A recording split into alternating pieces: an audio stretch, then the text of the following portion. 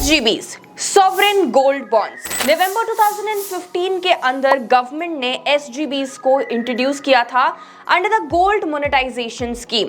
और SGBs को introduce करने के पीछे गवर्नमेंट का मोटिव ये था कि लोगों को फिजिकल गोल्ड इन्वेस्टमेंट का एक अच्छा ऑल्टरनेटिव मिले।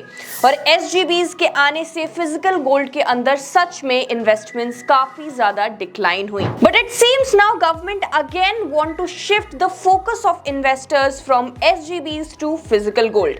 ऐसा मैं इसलिए कह रही हूं क्योंकि इस बजट के अंदर गवर्नमेंट ने फिजिकल गोल्ड के ऊपर कस्टम्स ड्यूटी को काफी ज्यादा कम कर दिया है। Customs duty which was earlier 15% on gold has now been reduced to 6%। And because government ने कस्टम्स ड्यूटी को गोल्ड के ऊपर इतना ज्यादा स्लैश कर दिया है, सो इट्स प्रीटी ऑब्वियस कि गोल्ड अब इंडिया में बहुत ज्यादा सस्ता हो जाएगा, जिसकी वजह से अब लोग गोल्ड में ज्यादा इन्वेस्ट करना चाहेंगे।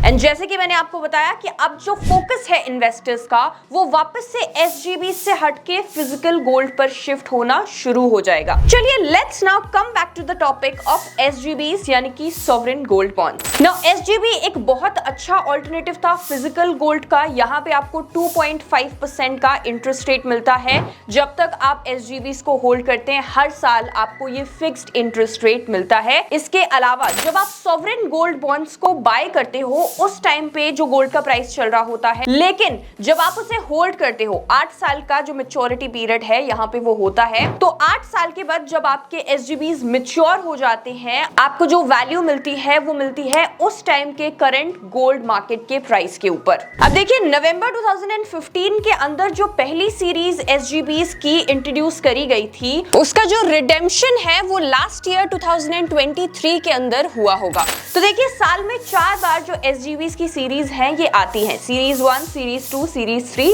And series 4। तो नवंबर 2015 की जो पहली सीरीज थी ये लास्ट ईयर नवंबर 2023 में रिडीम हुई होगी, लेकिन अब यहाँ पे गवर्नमेंट ने कुछ चेंजेस कर दिए हैं। गवर्नमेंट ने कस्टम्स ड्यूटी को गोल्ड के ऊपर काफी ज्यादा कम कर दिया है, जिसकी वजह से गोल्ड का प्राइस अब कम हो जाएगा। और यहाँ पे क्योंकि गोल्ड की करंट वैल्यू जो है ये कम हो जाएगी, जब आपके SGBs रिडीम होंगे तो आपको भी यहाँ पे कम रिटर्न्स देखने को मिलेंगे। ये एक बहुत बड़ी चीज है जो अब SGB इन्वेस्टर्स को देखनी होगी। तो देखिए बहुत सारे लोग इस बात से खुश थे कि गवर्नमेंट ने कस्टम्स ड्यूटी को गोल्ड के ऊपर काफी ज्यादा कम कर दिया है, लेकिन यहाँ पे आपको क्या लगता है कि क्या सच में मिडिल क्लास को खुश करने के लिए ये किया गया था या फिर गवर्नमेंट ने इसे अपने खुद के बेनिफिट के लिए किया है? क्योंकि उन्हें अच्छे से पता था कि गोल्ड प्राइसेस पिछले कुछ सालों में ऑलमोस्ट डबल हो चुके हैं। अगर मैं नवंबर 2015 से आज तक की बात करूं तो गवर्नमेंट को पता था कि यहाँ पे उन्हें SGB इन्वेस्टर्स को बहुत ज्यादा रिटर्न देना पड़ेगा।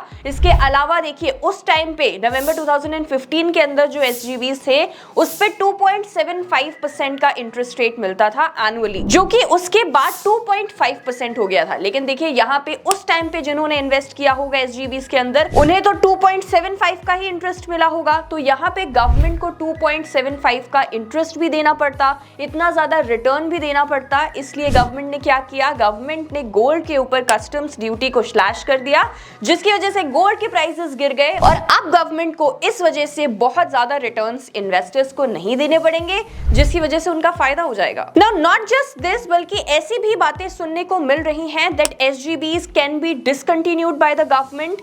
हालांकि RBI की तरफ से हमें ऐसा कोई ऑफिशियल अनाउंसमेंट देखने को नहीं मिला है कि अब सॉवरेन गोल्ड बॉन्ड्स को डिसकंटिन्यू कर दिया जाएगा। लेकिन जैसे कि हम देख पा रहे हैं कि गवर्नमेंट का जिस तरीके का अप्रोच है, जैसे कि उन्होंने गोल्ड के ऊपर कस्टम्स ड्यूटी को काफी ज्यादा कम कर दिया है, तो कहीं ना कहीं अब गवर्नमेंट चाहती है कि वापस से लोग SGBs को छोड़ के फिजिकल गोल्ड के ऊपर शिफ्ट हो जाए। So it can be true that they can discontinue the sovereign gold bonds. क्योंकि देखिए सॉवरेन गोल्ड बॉन्ड्स के अंदर इन्वेस्टर्स का काफी ज्यादा फायदा हो रहा था, ये चीज गवर्नमेंट को साफ साफ दिख रही थी। इसलिए अब गवर्नमेंट सॉवरेन गोल्ड बॉन्ड्स को डिसकंटिन्यू करने के बारे में सोच रही है। तो देखिए पहले जो भी लोग आपसे कहते थे कि आपको फिजिकल गोल्ड की जगह SGBs के अंदर इन्वेस्ट करना चाहिए, it is a very good alternative to physical gold, now it is no more. और अगर आपको अब गोल्ड के अंदर इन्वेस्ट करना है तो आपके लिए सबसे ज्यादा अच्छा इन्वेस्टमेंट का ऑप्शन यही है कि आप फिजिकल गोल्ड के अंदर इन्वेस्ट करें।